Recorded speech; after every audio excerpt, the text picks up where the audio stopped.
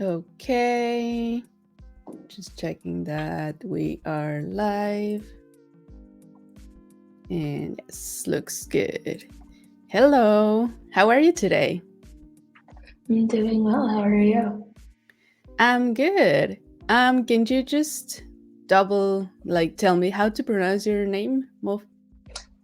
Yes, the name is pronounced Mofi. I know that the Mofi. spelling of it can be scary, but Mofi is how to pronounce my name. Yes. Perfect. Now we all know. Thank you so much. For sure. And yeah, this is your first time in a live stream with us. How do you feel? I'm very excited. I think this is super cool and just excited to share what the team has been working on over the past couple of months. Yes. Have you been doing ACB all this time, or were you doing other products? Yeah, I was actually a recent addition to the Anypoint Code Builder team, which is why this is my first stream. Before I was working on other Salesforce products and then started Mm, working specifically on Anypoint Code Builder earlier this spring. awesome. All right, we're getting people already. Hello, Magesh. Always here, Hello. always first. Hello, Ryan. This is indeed fun. So stay here. Please Hello do. from Vietnam. Hello. Hello, Sai. Hello. All right. Okay, so maybe a little bit of your background for the audience and everyone watching you so we can all know you better. Absolutely. So, as I mentioned, I'm a recent addition to the Anypoint Code Builder team. I work as a product manager with some folks that you may have seen before, like Dakota, who presented last week. And yes, I've been working primarily on AI. So now I get to share with you what we've been doing to bring the power of AI into the platform. Oh, so are you like an AI engineer, like specifically, or not really? Not really. Okay. I just love tech and I love science. And so when the opportunity came to work on an AI project as a product manager, I very much stepped up and like, I'd love to do this. Okay. I tried to be an AI engineer, but I'm just not good with statistics. So I just gave up. Very fair. All right. And Simone is here in Hello, LinkedIn to Sam. answer some questions. Awesome. Hello, Ave.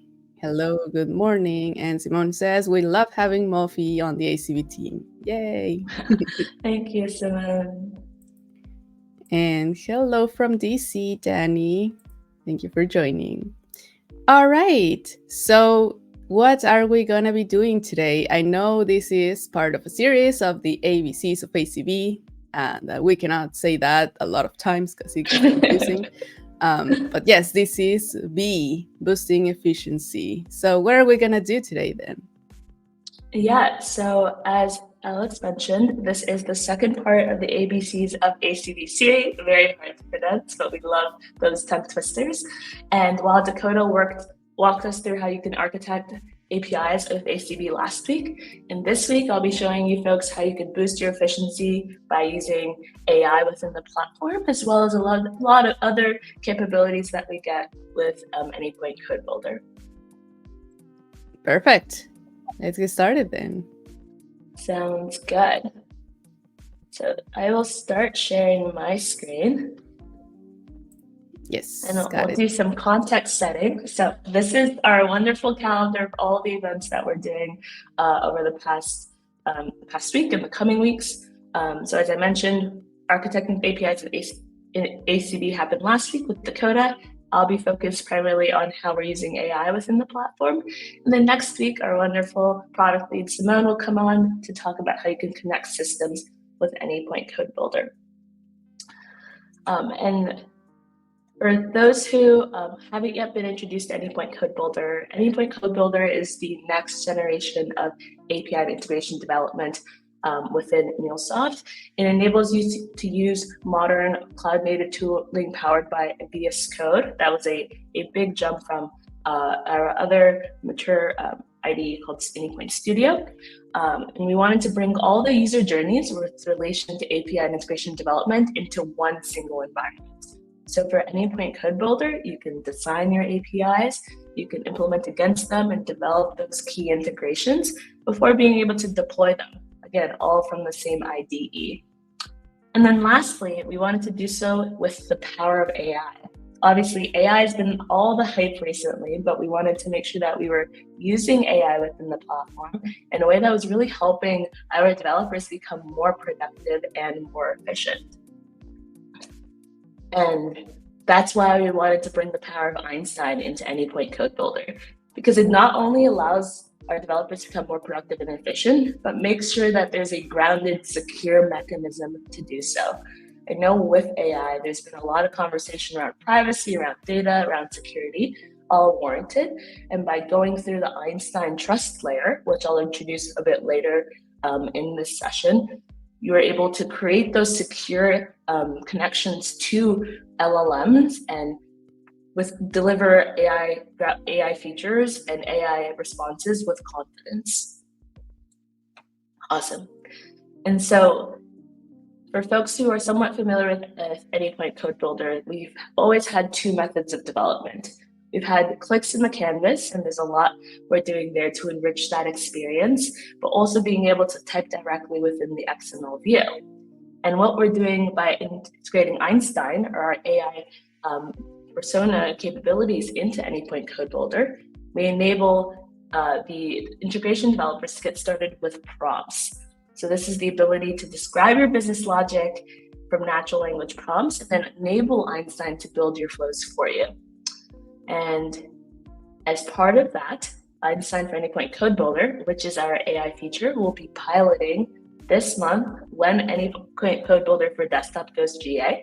And we're incredibly excited for folks to get their hands on it. So let's see it in action. So when I go to Anypoint Code Builder for Desktop, I see a couple of things. I see obviously the welcome mat right in front of me with tutorials describing those three journeys that Anypoint Code Builder really drives. Being able to design an API, to implement an API, as well as develop an integration. And additionally, I have the quick actions that enable me to very quickly get started in one of those journeys. And all of this can be found in the homepage of the Anypoint Code Builder, the extensions that we provide for Anypoint Code Builder. And if you wanted to get started today, I also wanted to show you folks how to do so. Within your VS Code instance, you can click on this Extensions tab, type Anypoint Extension Pack, and install the pre-release version of the extension pack. The extension pack is a bundle of 7 extensions that we provide to the developers to get started quickly on desktop. And once we go GA, mid-October, you'll be able to install the release version. But for now, if you guys want to get started before GA happens, you can install the pre-release version. Okay, awesome. So now that we've walked through the kind of home screen for the Anypoint Code Builder for Desktop, as well as how to get started with downloading the extensions in VS Code, let's take a look at an existing project that I have set up, just to get a sense of what happens within Anypoint Code Builder. As I mentioned earlier, there's 2 primary modes of development that we are used to in Anypoint Code Builder. You have your canvas on the left, through which you can currently add components to your flow. So for instance, if I wanted to add a component that writes to files, I can search for write, add it in, and it's added to my project. And we'll soon introduce the ability to configure the components that you add directly in the canvas as well. That is something that is right up and coming. But you can also go into the XML view and make any final changes here. So if I wanted to write to a certain path, I can add some of that context within the XML, and my application is ready. But we understand that when starting the project, it can be difficult because sometimes you don't know where to do and you don't know where to start. And by bringing the power of AI into Anypoint Code Builder, we're hoping to alleviate that pain point. So now when you go to Anypoint Code Builder, you'll see a different starting experience. You can either choose to start from scratch and go ahead building your flow as you folks may be used to, or you can choose to start with AI. And by choosing to start with AI, you now see this window pane on the right in which you can easily interact with Einstein, the ultimate tool that we added to Anypoint Code Builder to boost your productivity. And it's in this window pane that you can describe the business logic, to Einstein, so that Einstein generates the flows that you want to integrate. And so here, suppose that I wanted a flow that would read all these records from a CSV file and upload them into my Salesforce organization. And I might not know exactly where to start. So when I go to an Anypoint Code Builder, instead of choosing to start from scratch, I can instead choose to start with AI. And here I'm going to type out that prompt to generate a flow that reads the account data from the CSV file and then creates them into Salesforce. And Einstein gets started with trying to generate a response. And so you'll see that we have these real-time updates that tell you exactly what Einstein is doing, both in the window pane, but also very nicely displayed on the canvas as well. So let's give that a sec. And I see the response that Einstein has generated. And obviously we see the code sample, which is awesome because that allows me to get started with building my projects very quickly. But there's also an explanation beneath that details exactly what's going on in this flow. So for folks who aren't very familiar with the Mule ecosystem, this is an opportunity to also learn about what the different operations themselves do. So we're really excited about pairing the power of the explanation and the code sample within the Einstein experience. So after reviewing the flow, I know that it does what I need it to do. So I'm going to give it a nice big old thumbs up. And this is really critical feedback for us because it enables us to get better and better at the flows that we're generating by understanding what the gaps may be within the experience. So please give your feedback. And in addition to the chat experience that exists within the window pane, we also have what we call our history tab. And this allows you to go back to prompts that you've already sent to Einstein without having to scroll within that window pane. So I'm going to navigate back to where I sent the prompt, and I can take one of two actions. I can either choose to copy the code directly to my clipboard, or I can insert it with a single click. And I'll draw your attention to the bottom right, where we saw a bunch of notifications pop up, which signaled that the dependencies to support the Einstein-generated flow has already been added to your project. And we did that because we wanted to make it super quickly to implement after receiving Einstein flows, but also if you were starting a project from one place to another and just copying your flows into Anypoint Code Builder. So that's a really powerful tool that we really like. We call it quick fixes because it enables you to implement the flow very, very quickly without having to manually download those dependencies. Awesome. So now that I have my flow within my project, I'm going to exit out of the Einstein window pane, and I will make a change to the data weave transformation so that it's reading the proper fields from my CSV file. So one of the fields is the phone number, so I'm going to make that quick change there. And then the last is the billing state. Okay, awesome. And in addition, I am going to update the path where the file is read in my file read, just to make sure that it matches the path where I have it on my local machine. So let's update that as well. Accounts.csv. And then lastly, to complete my flow, I realized that I want this flow to be triggered via an API call. So I'm going to add that trigger with HTTP listener. And I'm going to set it to be triggered on the endpoint upload. And my flow is complete. But now that my flow is complete, obviously I need to tell my application, hey, which Salesforce instance are you inserting these new records, right? And which directory are you reading this file from? And I can easily add those configurations, we call them, to my application using snippets. What are snippets? Snippets are these reusable pieces of code that developers can use when building their projects so that they don't have to keep typing the same lines of code over and over again. And in our case, in AC Anypoint Code Builder, snippets are both provided out of the box, but you can also choose to add your own snippets.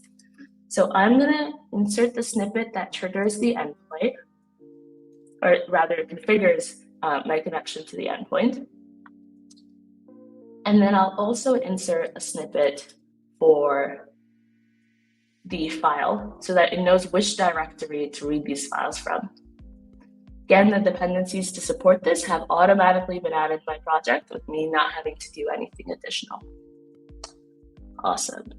And then now I want to insert a snippet for connecting to my Salesforce org. But then I also noticed that I want to make sure that my connection to my Salesforce org is safe and secure. I don't want my credentials to be stored in plain value within my application for security purposes. And to alleviate that problem, I can now use secure properties. Secure properties is the module that we added to Anypoint Code Builder that enables you to encrypt your credentials and provide the encryption key that you use to the Mule runtime within the VS Code instance so that you aren't storing those values in plain text. So let's see it in action a bit. How do I get these encrypted values? Well, if you navigate to the MuleSoft documentation website under Anypoint Code Builder, we've provided a detailed step-by-step of how to use encrypted properties, as well as the MuleSoft Secure Properties tool, which is a jar file that you can download and execute using your command line. The tool accepts a number of different algorithms and ciphers upon those algorithms, so it enables you a lot of flexibility and choice in terms of how you want your properties encrypted. So I can easily click to download and the download would be started, but I already have the Secure Properties tool, so I'm just going to navigate to where it is within my local machine. So we see the Secure Properties tool on the left here. And within the Anypoint Code Builder documentation, you actually will get also the command that you need to execute in order to encrypt the values. So just to understand what this command means, obviously I have the package that I'm running to encrypt the secure properties. I have the algorithm that encrypts them, as well as the cipher. And for the purposes of this demonstration, I have a key, my encryption key that I have here, ACB AI webinar. But then I also have the value that I want encrypted, ABCs of ACB. Still hard to pronounce. And when I run that command, I receive the encrypted value, and these are the values that I can now use within my Anypoint Code Builder applications. Awesome. So navigating back to Anypoint Code Builder, now that we understand how exactly you can generate the encrypted values, we also need to tell the Mule runtime that we bundle with Anypoint Code Builder for desktop how to actually decrypt and understand these values by providing the encryption key. And the way that you can do that is by navigating to settings. And in search settings, you'll type Mule runtime to load that setting. And within this field, you'll be able to add in the encryption key that you use to encrypt those values within the command line. I'm not going to navigate to my encryption key on screen because that would not be very secure, but this is where you'll be able to provide that setting. Awesome. So now going back to my application, the first thing I need to do before I can actively use these secure properties is to tell my application where to read these secure properties from. So first I'm going to create a file, a dev.yaml file where I'll store the properties within my application by clicking on source, main, and then navigating to the resources directory. I'm going to add a new file called dev.secure.yaml. And we'll add here all the secure properties that I wanted to, that I need to connect to my Salesforce instance. And a note that they are encrypted. And I can close out of this now. Awesome. So now that I have the file within my project, I need to point this application to that file by adding the secure properties configuration. And now where I see this file attribute here, I can change that to where the secure properties have been stored within my project, or the file dev.secure.yaml. I see the secure properties dependencies have already been added, and I can start to actively use them. So recall that we added this Salesforce configuration using snippets, and we can see that this configuration doesn't use secure properties, but simply configuration properties. So let's go ahead and make some of those changes now. And here I'm adding in the secure properties that I've added to my project.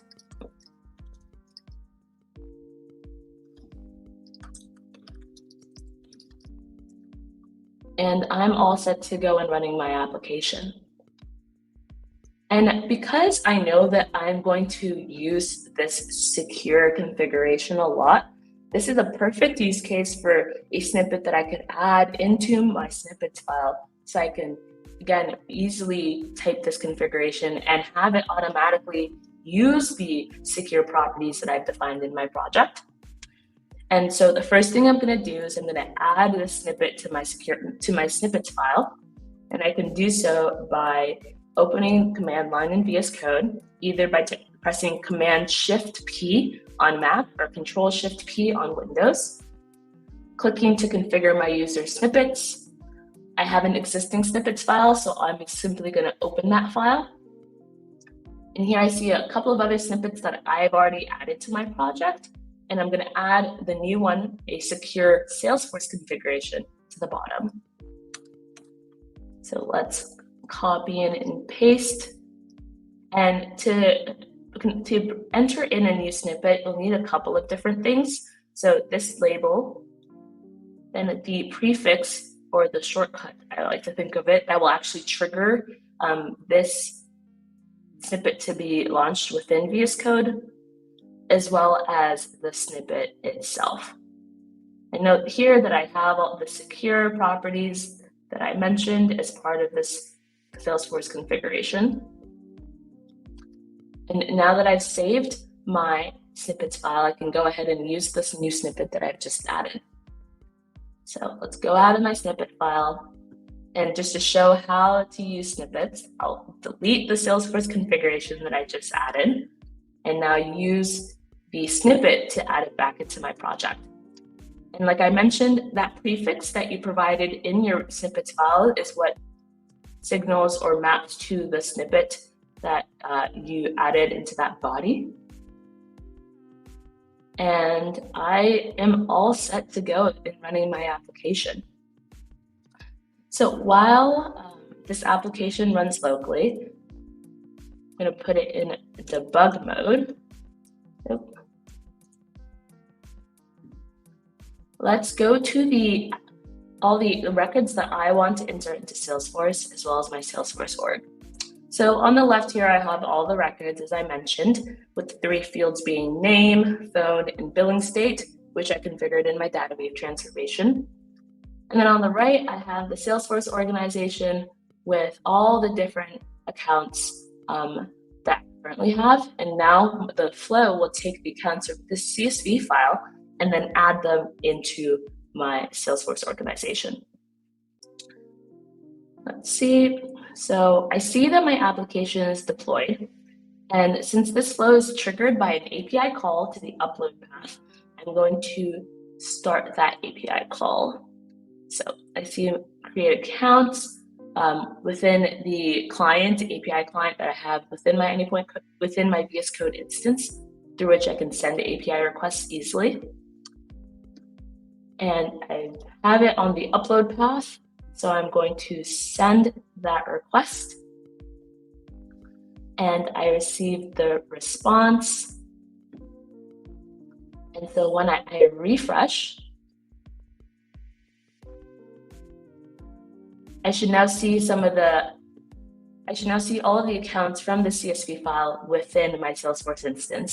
So just to double check, Blue Wave Digital Solutions is a new account that I wanted to add. And we can see Blue Wave Digital Solutions within my Salesforce org. And this is just an awesome use case that really displays how you can use the power of Einstein for Anypoint Code Builder, our integration of AI natively within the platform, paired with snippets and secure properties to get started quickly and build efficiently. So now that we've seen the flow in action, let's talk a bit more about how Einstein for Anypoint Code Builder works, because we get a lot of questions around it. So as I mentioned earlier, one of the big things that we were thinking about with respect to Einstein for Anypoint Code Builder is how do we make sure that we're doing this in a secure manner? And the way that we do so is using the Einstein trust layer. So to dive a bit deeper into it, remember that we start in Anypoint Code Builder with the user prompt that you type out at the bottom of the Einstein window pane. When you send that request to Einstein and you press enter, what we'll do on the background is that we'll ground your prompt using MuleSoft proprietary data. And after we've grounded your prompt, we'll send it to the secure gateway to one of OpenAI's LLMs. And because we're doing this within Einstein, we have a shared trust boundary with OpenAI, which means that none of the data that we send in that API call is retained on OpenAI side. And this is super key for us because we understand that we want the data to stay within the Salesforce ecosystem. So even if we are using external models, we want to make sure that nothing is kept on their end. So after the OpenAI's LLMs generates a response for us, we send it back, We send it back through the secure gateway, and we first do a validity check on that code sample just to make sure that it works within the Mule ecosystem. If it doesn't, we won't display it to you. And if it does, then we'll note it down within our audit so that you can navigate back to it within history, and we can learn more about the quality of the generations before surfacing it back in Anypoint Code Builder. And those are all the pieces, Anypoint Code Builder, the Einstein trust layer, that come together to build or make the Einstein for Anypoint Code Builder feature. So this is just a different representation of what was on the other slides. And obviously, since this is the start of our journey with AI within the platform, we also know that there's a lot of excitement about what's coming soon. And so after, we will continue to iterate on the generative flows, the feature that we just saw, after it gets piloted in October of 2023. And then we'll do a next beta in February. And then lastly, we will increase the fidelity of we'll continue to increase the fidelity of generations over the 3 iterations. And then coming soon after generative flows, we'll have data weave, which is we'll start using data weave for generative AI because we understand that data weave is also a critical pain point that developers have talked a lot about, and we want to make sure that data weave mappings and transformations are super easy to generate. And here I will remind you that please do not make any purchasing decisions on what is not currently generally available. I know that I missed that forward-looking statement slide, but just want to make sure I call it out here. Awesome. So if you're interested in getting started with the pilot, obviously here we got the first introduction to Einstein for Anypoint Code Builder, but then we'll move on to the pilot nomination process where you'll work with your account team or your customer support manager to get nominated for the pilot. And then we'll run the necessary processes and create the pilot contract before you folks can get started. Then we'll kick off the pilot with our product team, and you'll learn more about how we can support you throughout the process. We'll provide a detailed setup guide so you can understand how to get set up with Anypoint Code Builder, with Einstein for Anypoint Code Builder. And then lastly, the biggest piece is you'll get to test the feature and provide feedback. There'll be two mechanisms for testing the feature, either via Slack async or in a follow-up meeting that we'll have with your team towards the end of the pilot program, where we'll get to get a little more qualitative feedback and understanding of your experience with the feature. Awesome. And so in addition, there are lots of things coming up with an Anypoint Code Builder that I just want to quickly call out here. So the biggest thing that we're excited about this month is that Anypoint Code Builder for desktop is going GA. All the Cloud IDE will remain in open beta. We're super, super excited for you folks to have it in your hands. And as I showed earlier, you can download that extension pack right now. And then by the time that the Anypoint Code Builder for desktop goes GA, you'll be able to download that release version. And generative flows will be piloted along the same time frame, and you'll have to go through that pilot nomination process to get there.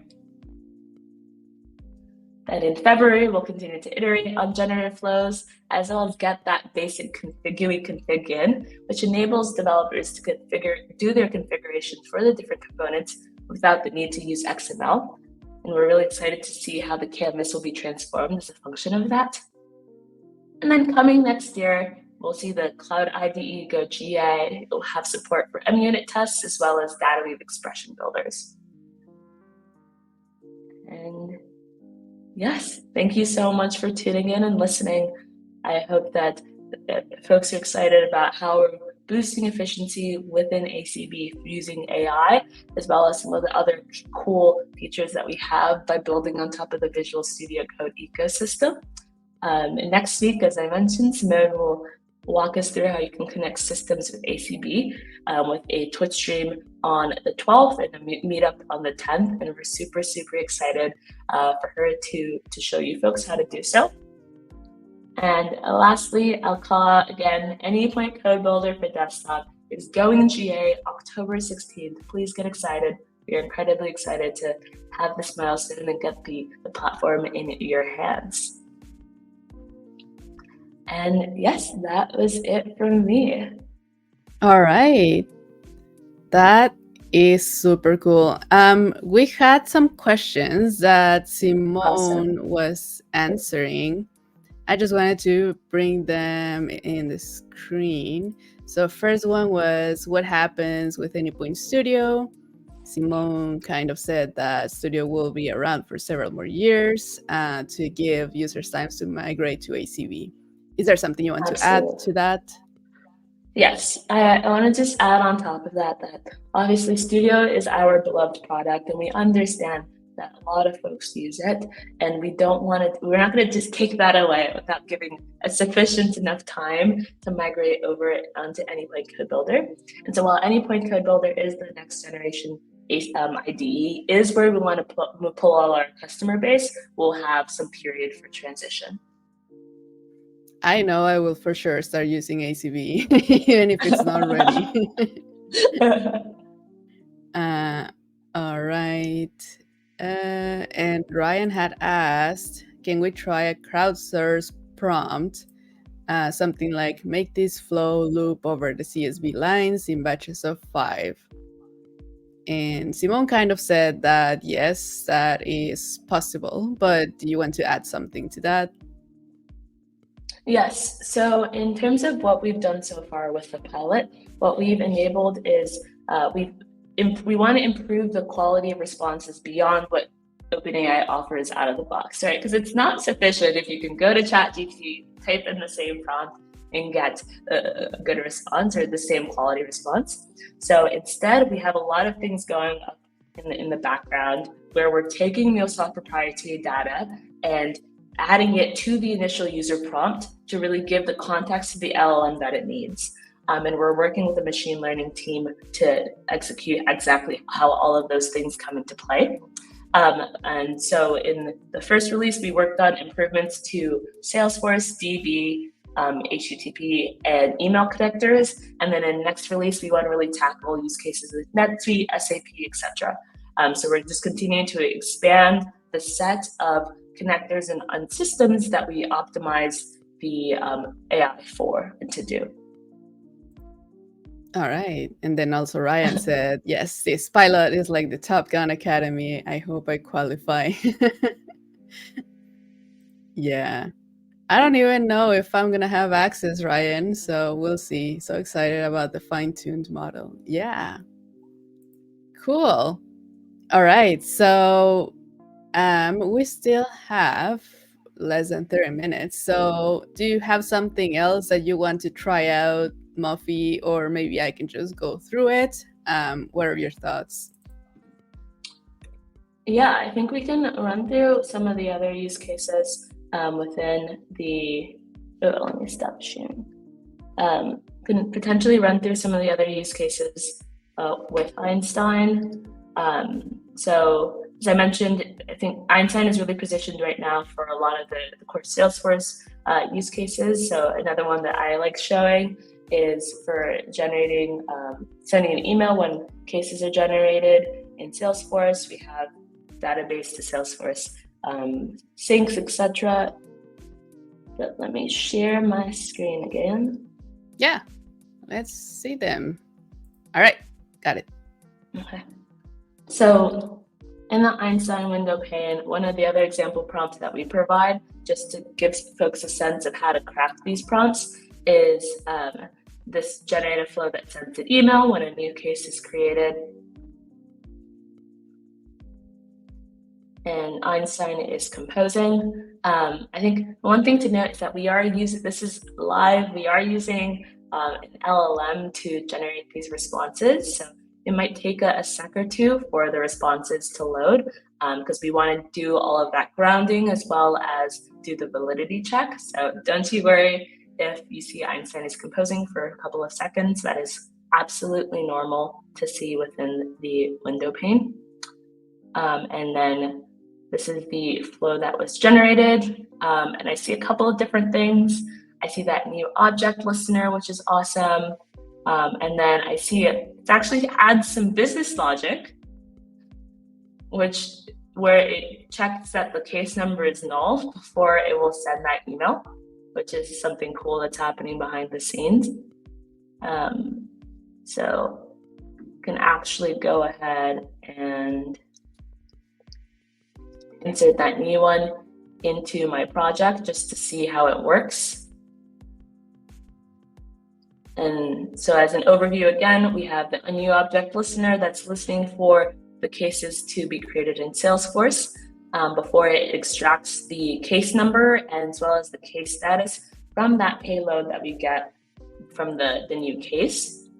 And then we have the choice where it's going to do that verification just to make sure that the case number exists before sending that email or triggering that email. And then just to get rid of that error, I'm going to add the email configuration, again, using snippets that have and are using my secure properties. And that's another use case that we have available. That is so cool. I wonder if, like we still have to do the secure properties with the jar and everything. Will there be maybe a plugin or something in the future so we can do the secure properties from Visual Studio Code instead of doing them from the jar? It's okay if you don't have the answer. I'm just like thinking out loud. No, that's actually a great point, and it's something that we can consider moving forward. But yeah, I can take that to the product team. I think we're always open for feedback about what features will make the process of developing easier. And yeah, we totally understand that if we're able to execute the secure properties tool right in Visual Studio Code, that would be amazing. So we'll take that as feedback. Yeah, that would be cool. I always wonder why we have to download the jar. That's just weird. And I think someone created a web version, so like you can just send the properties and it returns them to you from the community. But of course, people are not using that because they're scared about what's happening Totally behind. fair. Totally fair. I think that's a lot. That's really, really fair. Oh, But Simone answered, we're planning enhancements around secure properties, like having a UI to define them and pre-bundle the tool. Yes. awesome. Simone, you are like 3 steps ahead of us. I really appreciate that. Always, truly, always these steps ahead. Cool. So, what is your favorite part about all of this? Yeah, so as someone who's pretty new to the MuleSoft ecosystem, I mean, I started it roughly a couple of months ago. I really identified with the process of getting started and knowing where to start. So the idea that something can take in what I want in natural language and really transform it into the flows that I can like complete or do those little edits to make it work within my ecosystem or with my project configuration, like that's awesome to me. You know, that's something that like I really identify with. And like working on this feature, like there's a lot of things that happen in the background to get to this flow that we have on the screen here. And being a part of that process was awesome. Lots of work with machine learning engineers, which is really fun. Lots of work with folks like Simone, who have been leading the ACB product for quite some time now. And yeah, it's just been amazing. I wouldn't know that you've only been learning MuleSoft for a few months. Like it seems like you already know a lot. So it's cool. I'm glad to know that the learning curve is gonna be even shorter to learn MuleSoft because of this. It's Exactly. awesome. Exactly. And I think so when we were going about this, there's a lot of different things that we were thinking about. And as I mentioned earlier, we wanted to make sure that it was solving critical pain points. Like generative AI is cool and what? Like I love generative AI. I love that I can go to Chat GPT and ask for an itinerary for a city and it'll give me one. But I wanted to actually work for my use cases and provide value. And so that's why we were so intentional in terms of how we were going about using AI to solve integration developers' problems. And so some problems that we're looking to solve, including getting started, as I mentioned, everything data weave, making that process easier for everyone, generating those expressions that's simple and complex. We'll also be looking at the test generation and how we can weave in AI into the debugging and testing lifecycle, as well as API documentation. That's something that we're also thinking about on our side because documentation only works when documentation is there and is good. So how can we improve the process so that looking at I have all the critical assets in my organization documented for me to use. Yes, definitely. And Simone says this will make it so much easier to get started with Mule and ACB. Yeah, especially with ACB because it doesn't seem like it's a big deal. We're just moving from one IDE to the other one.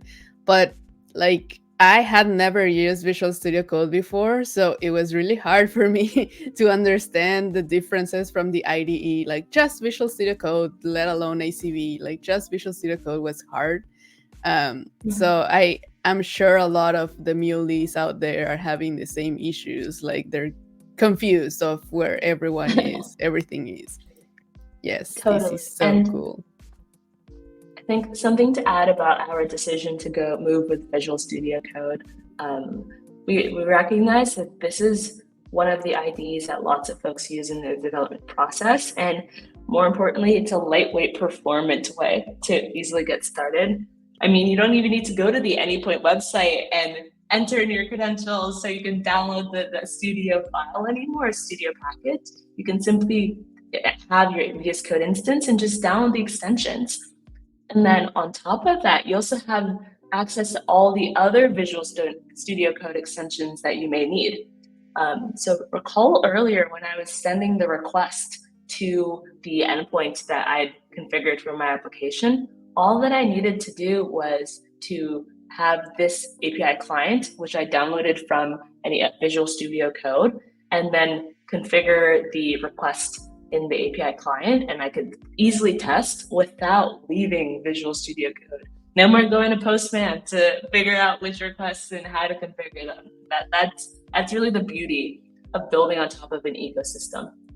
So we're really happy with that, and we understand there's going to be a learning period, and we totally get that. But we think that it's the best decision, and it aligns with where developers are moving as well. Yes, totally agree. I remember when I started seeing that the studio was based on Eclipse, I'm like, what? Why are we going back in time? That is weird. Literally. Yes, truly. But And now that you mentioned Mm-hmm. the REST client, it's what's the name of that you're using? I'm using Thunder. Okay, because I saw that Postman released the extension for VS Code like maybe a month ago or something like that. And I was wondering, That's awesome. Yeah, if it was good or not. I haven't really used it.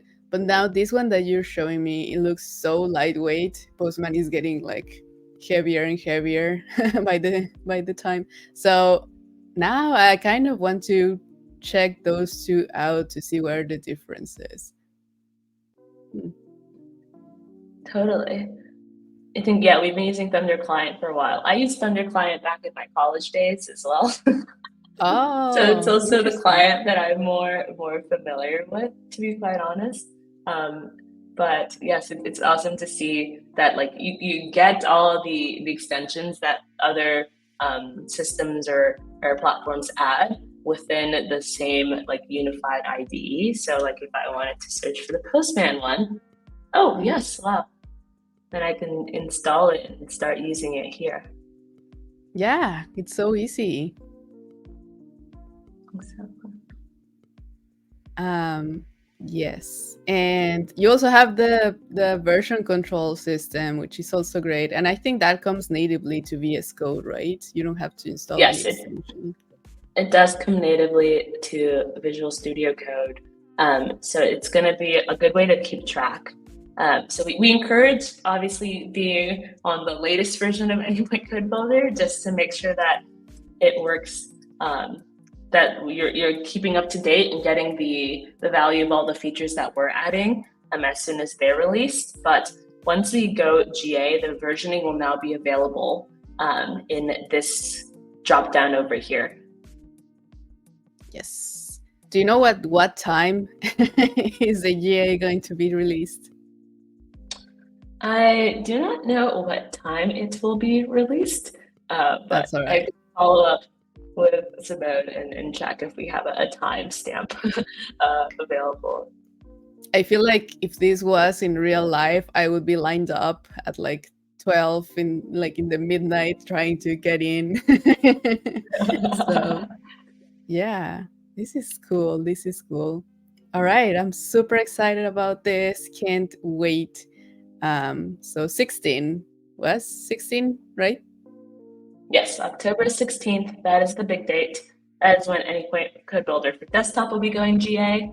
That's when folks in our pilot program will now be able to start accessing the AI feature, Einstein for Anypoint Code Builder. So we're super excited. It's coming up very, very quickly, very quickly. So we're really excited and happy to get this out to you folks.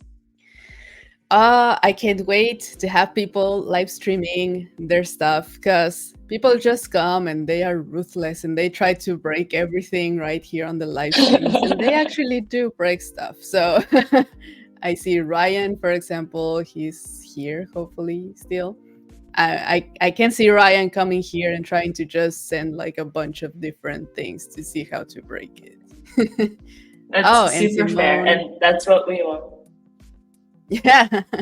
Simone says there will be a meetup on October 16th with a competition. Ooh, when? Where? How? Simone, why didn't you say that earlier? Let me see. In meetups, I guess. MuleSoft.com. Let's see. Do you have the details, Mofeyi? If not, I can just search. I don't yet have the details. It's something that we wanted to do more recently to really celebrate the GA. So the community got together and decided that we'll do a meetup on the 16th. and then the team will celebrate throughout that week. So we're really excited for it. And we'll see if we can get those details published somewhere. I'm not sure if it's on the meetup site yet. Yeah, I'm trying to look for it. We still have 10 minutes. Oh, Sabrina will send it out, I am sure. Yes, but I kind of want to know now, otherwise I'm going to forget about it. Okay, October 16. Oh, it's not out yet. It's not public yet. Damn it. Okay. This is late breaking news that you folks are getting. The scoop before it comes out. Yes. All right. Thank you, Simone. And then Murali says, if the ACB is faster and quicker, deliver projects than Anypoint Studio and platform, then we are good. Thanks. Great session. Well, I didn't do anything, but yes. Yes, I believe like it's gonna be quicker. Maybe not right now because we're still in the early stages and it doesn't have all the functionality from Studio. But eventually it will. Like the same thing happened when Mule 4 was released. I remember we waited like a year and a half in the projects that I was because no one believed that Mule 4 was going to be a big deal. It was so buggy and it was awful. And there was also a learning curve. So people were not really trusting it. But then now, like all of us just use Mule 4. No one is really using Mule 3. So I think that's going to happen eventually to ACB as well. We are going to be skeptic. We are going to be old people saying, I don't want things to change. And then we're going to change. Totally. And we recognize that there's some key things that folks need as part of their development process, including unit testing and support, and also the data weave expression builders, making that process easier. Obviously, config UI, late breaking, that's coming so soon. We're very, very excited to have that custom Java. So it's at the forefront of all of our minds. We're trying to execute those as fast follows to the GA, which is why the next couple of releases are going to be really critical for us. And why we also want you to make sure that you're updating your extension pack as soon as they come out so that you have all of the new tooling at your fingertips. And for us, it's different it's not just copying the same experience that exists in Studio into Anypoint Code Builder, but making it better.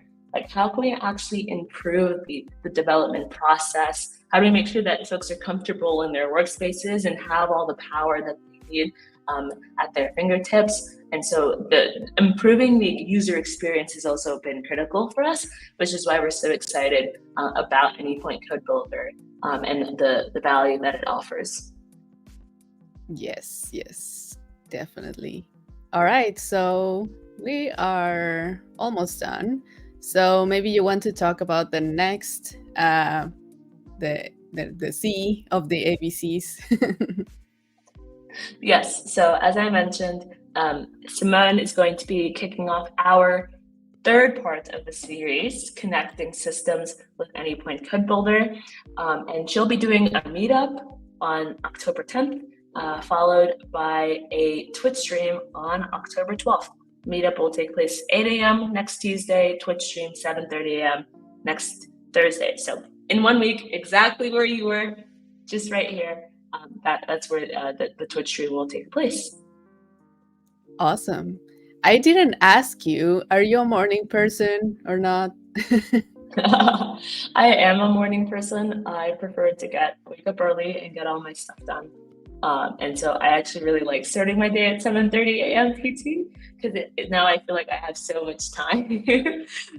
And then also while things are a bit more quiet at work, I can have a bit of heads down and not be pinged on Slack so much. So I don't mind waking up early in the mornings. How about you, Alex? I don't. I'm a night owl. Yeah, and also Simone and Dakota, I think they said that it is hell for them to wake up at 7:30. I wouldn't wake up at 7:30. I would be like, nah, someone else do this for me. Like, I can't. I barely wake up at like 9 or 8. You know? And I think this shows. Yeah, no, go ahead. I was going to say this shows the lengths that we go to for our MuleSoft community, because we will wake up at 7:30 a.m. Simone is going to do so next week, whether she likes it or not. So shows exactly what we will do to show you folks the cool stuff that's coming. Yes, exactly. And Simone says, I will show how to develop an integration that connects several systems. Interesting. I am really looking forward to that. Oh, and also the other thing that I really love about Visual Studio Code is that you can select your own theme. I love that. I love it. I have so many different themes and I change them from time to time because I'm in the mood or something. Love it. Are you Love it. a light theme or a dark theme preferred? Dark, Or of somewhere course. dark? Honestly, so I was a computer science major in college, and I also was very much like I like my dark theme because when I'm up late night studying, then it's not like bothersome to my eyes. But then I realized that over time my eyes were getting worse, hence why I wear glasses all the time now. So I've encouraged myself to stay in the light theme.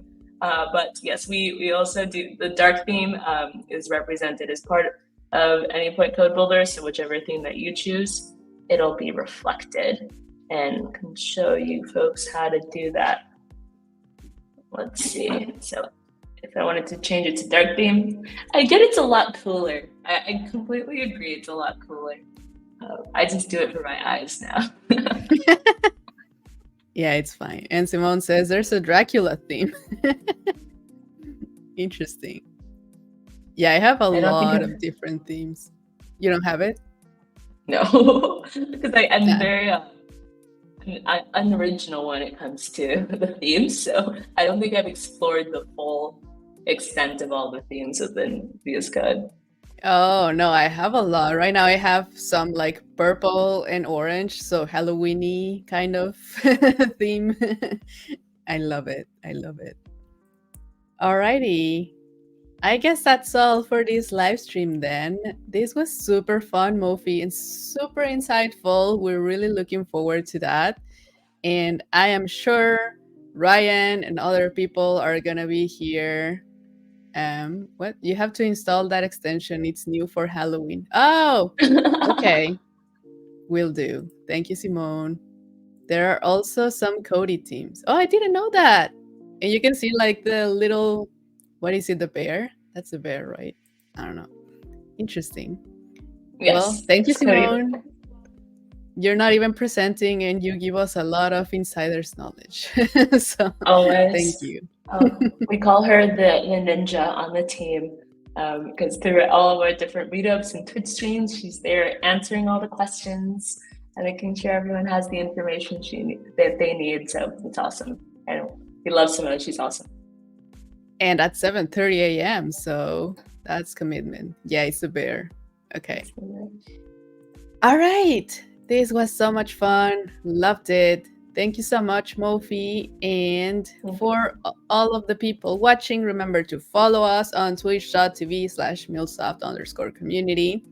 We have there all of our previous recordings, our schedule, and you will receive notifications as soon as we are live so you never miss us. All right. Then that is all for this live stream. Next week, I have Clayton Flesher doing some data weave stuff, test-driven data weave, interesting. And then on Thursday, we have Simone doing the C of the ABCs of ACB. All right. Thank you so much, Mofi. And I will see you Alex. all next Tuesday and Thursday. Bye. Awesome. Thank you, everyone. Bye.